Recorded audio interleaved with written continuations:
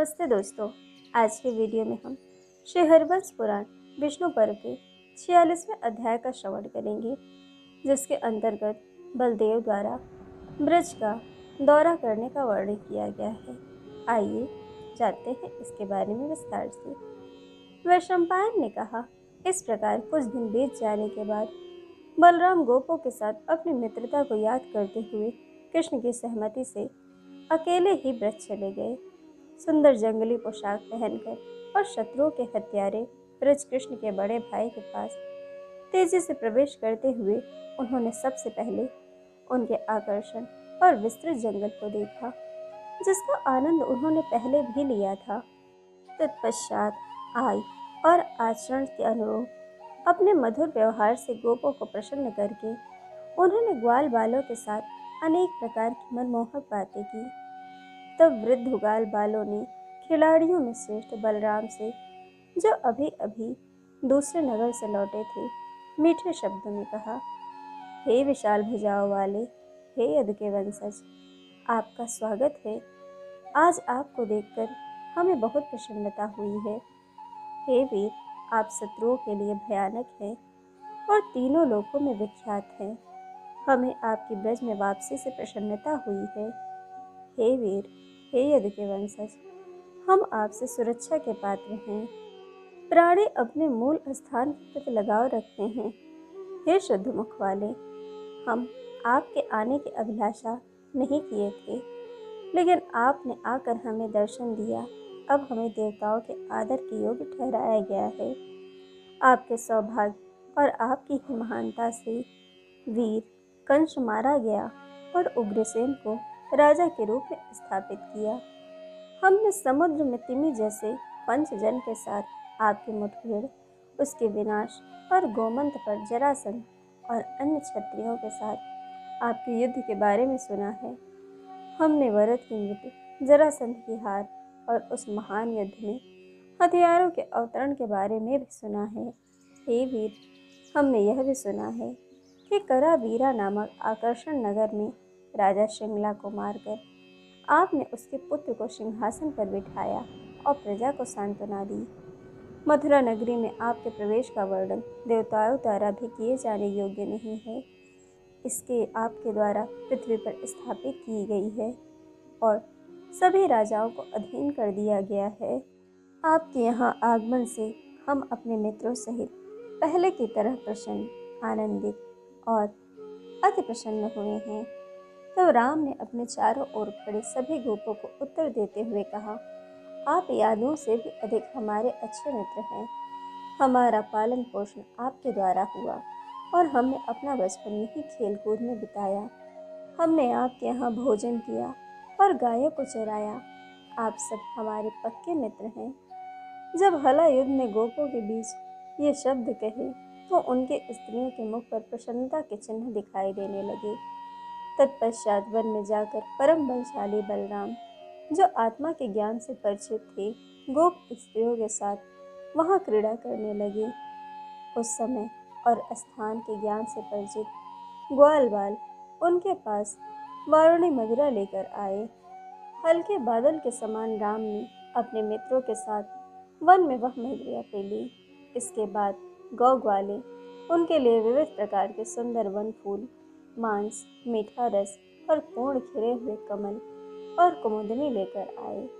जैसे मंदरा पर्वत कैलाश पहाड़ी में सुशोभित है, वैसे ही राम अपने कुंडल लटकाए हुए हैं, थोड़ा टेढ़ा मुकुट लगाए हुए, जटाएं, सिर और छाती पर चंदन लगाए हुए और जंगली फूलों की मालाओं से सुसज्जित होकर चमक रहे हैं। बादल के समान गहरे नीले रंग का वस्त्र पहने उनका श्वेत व्यक्तित्व अंधकार से घिरे चंद्रमा के समान प्रतीत हो रहा है। उनके हाथों में सर्प के फन से लगा हुआ हल का फाल, उनकी उंगली में लगी हुई जलती हुई गदा उनकी शोभा को और भी बढ़ा रही थी। इस प्रकार नशे में आंख घुमाते हुए बलशाली राम शरद ऋतु के रात के चंद्रमा की तरह वहां आनंद लेने लगे। तब राम ने यमुना से कहा, हे महान नदी, समुद्र में जाकर मैं तुम्हारे जल में स्नान करके तुमसे विवाह करना चाहता हूँ। इसीलिए अपने शारीरिक रूप में मेरे पास आओ। अपनी स्त्री प्रवृत्ति और अज्ञानता के कारण यमुना ने उनकी बातों को नशे का परिणाम समझकर उसकी उपेक्षा की और उनके पास नहीं आई। वहाँ क्रोध से भरकर और नशे में उन्मत्त होकर शक्तिशाली राम ने उसे खींचने के लिए अपना हल उठाया और सिर नीचे करके बैठ गए। पुष्पों की माला जो धरती पर गिरी, पत्तों से होकर स्वच्छ जल बरसने लगी। वहाँ राम ने अपने हल की नोक झुकाकर बड़ी नदी के किनारे की पत्नी की भांति अपनी इच्छानुसार खींचना आरंभ कर दिया। उस समय नदी की धारा उलट गई और सब मछलियाँ और जलचर घबरा गए और यमुना भी हल की राह पर चल पड़ी। राम द्वारा बलपूर्वक खींची गई शक्तिशाली नदी यमुना समुद्र की ओर जा रही थी, जैसे कोई नशे में धुत स्त्री ऊंचे रास्ते पर भटक रही हो और भय से अभिभूत होकर हल चले द्वारा बताए गए मार्ग का अनुसरण करने लगी। उनके नितंबों के लिए तट, होठों के लिए गहरे नीले कमल, करधनी के लिए पानी के झाग, हिलते हुए अंगों के लिए गंभीर धाराएं, आभूषणों के लिए व्याकुल मछलियाँ, झलक के लिए सफ़ेद हंस, उभरता हुआ कांसा था, उसके रेशमी वस्त्र के लिए फूल, उसके बालों सिरों के लिए उसकी पीठ पर उगे पेड़, उसकी फिसलन भरी चाल के लिए करंज और उनकी आंखों के बाहरी कोने के लिए हल शेर के निशान और उनके स्तन के लिए चक्रवाक। यद्यपि वह निचली भूमि में जाती थी, फिर भी उसे ऊपर से जाया गया और वृंदावन के जंगल में ले आया गया। तब यमुना नदी को वृंदावन लाया गया तो जल पक्षी रोते हुए उसके पीछे चल पड़े। जब वह वृंदावन के जंगल को पार कर गई तो यमुना ने एक महिला का रूप धारण करके बलराम से कहा, हे प्रभु, मुझ पर प्रसन्न हो।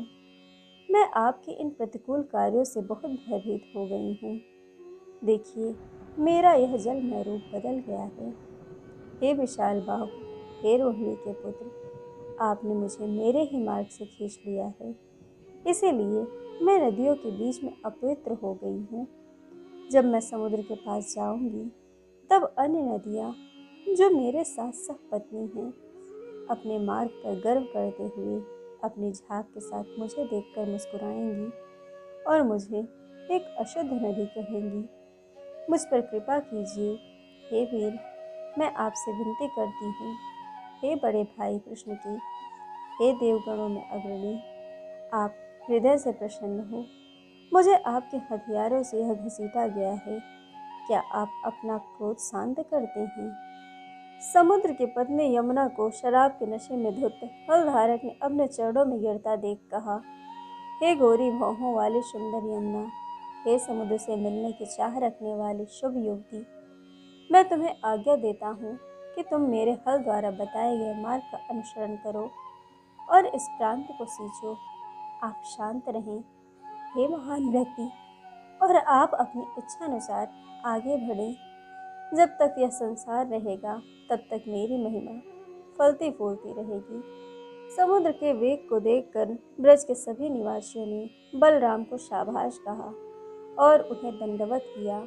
महान यमुना को छोड़कर एक पल के लिए सोचने और ब्रज के सभी निवासियों से विदा लेने के बाद बलराम, जो सबसे आगे थे, फिर भी मथुरा के शुभ शहर की ओर रवाना हुए।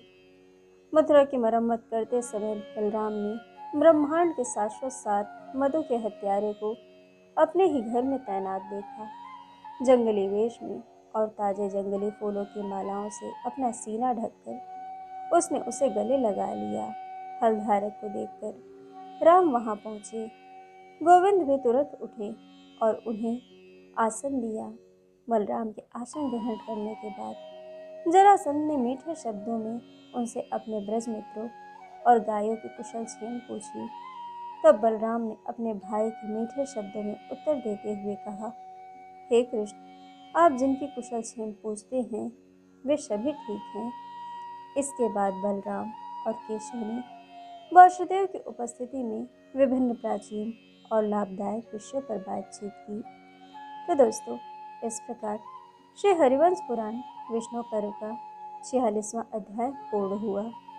फिर मिलेंगे कथा के अगले अध्याय के साथ।